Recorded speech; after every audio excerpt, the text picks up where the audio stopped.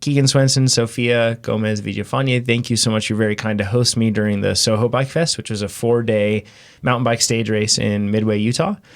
So that's at about 5,700 feet, and I think they'll have a UCI World Cup within the next few years. Like the venue, it's like something you would think that you've seen this on TV, which you have if you watch the 2002 Olympics for Nordic skiing, because that's where they happened. But you'd think that you'd seen this on TV for UCI Mountain Bike World Cup like 1,000 times over when you get there. It just looks exactly like what you would think it would. It's incredible. Like the venue was amazing. The trails were great. You can basically see the entire course from anywhere.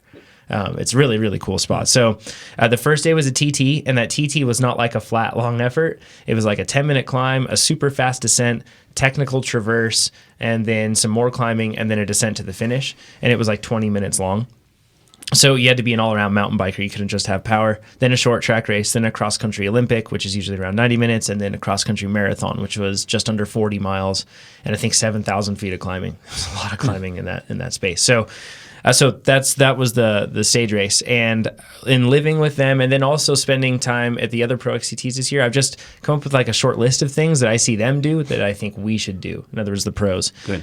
A few things. So first of all, if you don't have a mechanic, so in the Stance Pivot team's case, they have a mechanic. His name's Jerome. He gets their bikes as soon as they are done, basically, and then he just goes over them instantly. He actually like puts his phone away. He asks that nobody bothers him. He's just in the zone and he just focuses and gets everything done. Something else is pretty cool. They have a whiteboard and they have like all their settings written down, and it's up to everybody to write their settings down or communicate them to the mechanic, and he just works off of that, right? So like super clean. That's luxury. Oh yeah, it's awesome. I mean, when you're a pro team, you got to do it, right?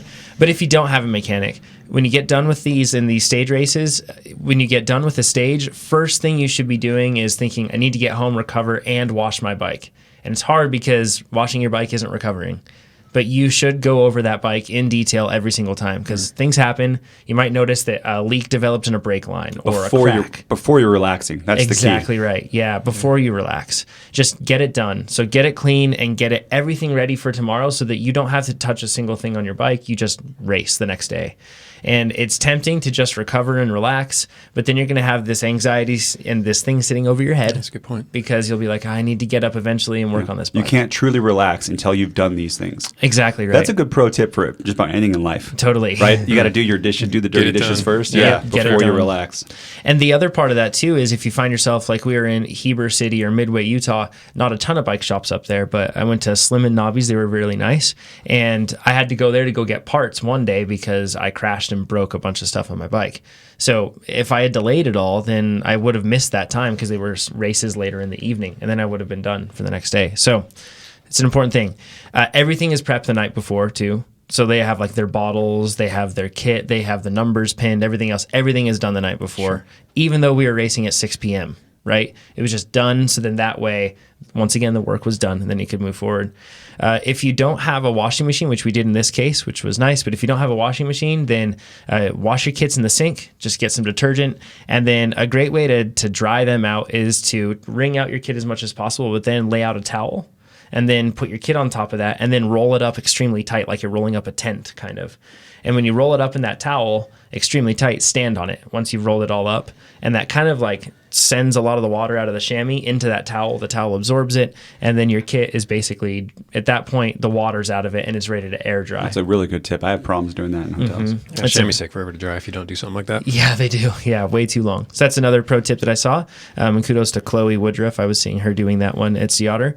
The other side is front load all the shopping on the day, and we're good at this whenever we do like travel for trips. We're too good at this. We're too good at this. Yeah, we have famous gigantic Whole Foods bills or anything else whenever we go to places. But front load all the shopping the day before the race starts. So like we went to a grocery store, we went to a few of them, and we basically had a list that we all built up between, it was Evelyn Dong, Ryan Standish, Keegan, Sophia, and I in a house. And we were all racing the same race, so we had a whole list built out.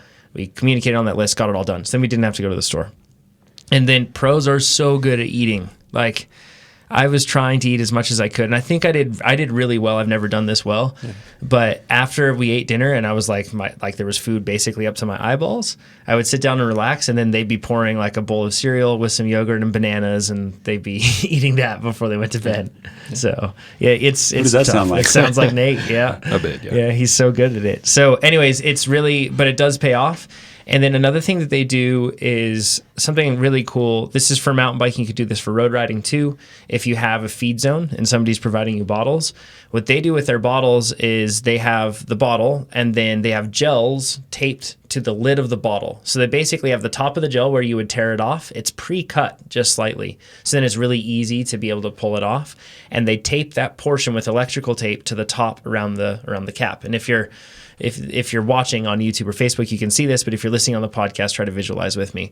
So then when they get their bottle, it has, let's say, 2 or 3 gels taped to it.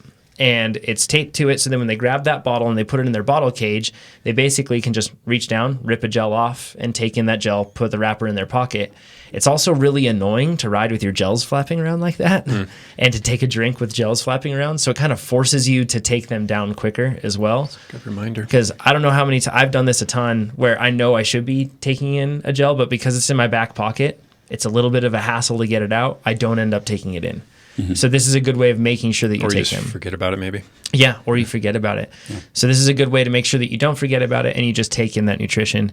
And along those lines, I took in about 400 calories per hour on the bike. And this is the first time I've been able to do that. And my gut was fine, no issues, which for those that have listened to the podcast for a long time know I've had a fussy gut. So I took in 300 or the Marten 320 packets, and then I took in 2 of their gels per hour.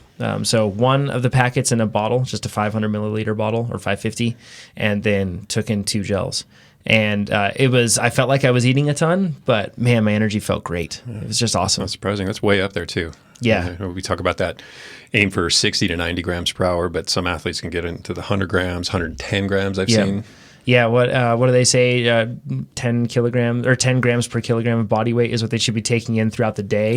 When they eat, and when you ride on the bike, you shouldn't just leave that devoid. You should be taking in fuel when you do that too. The other thing, like you said, Chad, the pros are not afraid to make big moves and possibly sacrifice their race, like we talked about last week. And they're really good examples of that. Keegan won the stage race, and it was by throwing out huge, hard, big gambles on the cross-country Olympic and the cross-country marathon stage. So good on you to him. The other thing, when it's a points race, remember that when you're in the middle of the race, that it's not a time race, it's a points race, and every single position matters. If it's a time race and you all cross within, and there's not a bigger than a 1 second gap, you get the same time as the person that crosses at the front. And in something like a short track race, a lot of the time it ends up being pretty a pack like that. But in this case, since it was an Omnium, you really had to sprint for points. So that was another point. And then I crashed really hard because I wasn't focused on the cross-country Olympic stage. I threw out a Hail Mary to try to maybe beat some guys that I was battling with for GC, and it was really hard, and I didn't really recover from it for probably, even 2-3 laps later, I still wasn't recovering. It was just tough, and I was getting down on myself and thinking about the positions I was losing rather than thinking about moving forward in the race.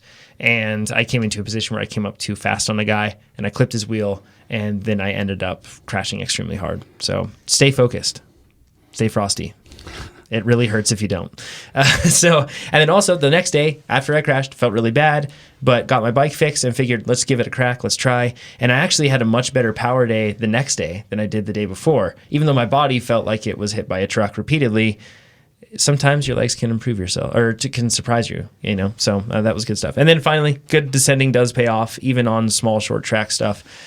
You'll see in a video that we recorded with Keegan Swenson where he actually critiqued my short track, which was humbling to have a pro telling you what you did, especially when you screwed up a lot. I can't wait to see this. Yeah, it's going to be a good one. Fun. I screwed up a lot, so get ready for that one.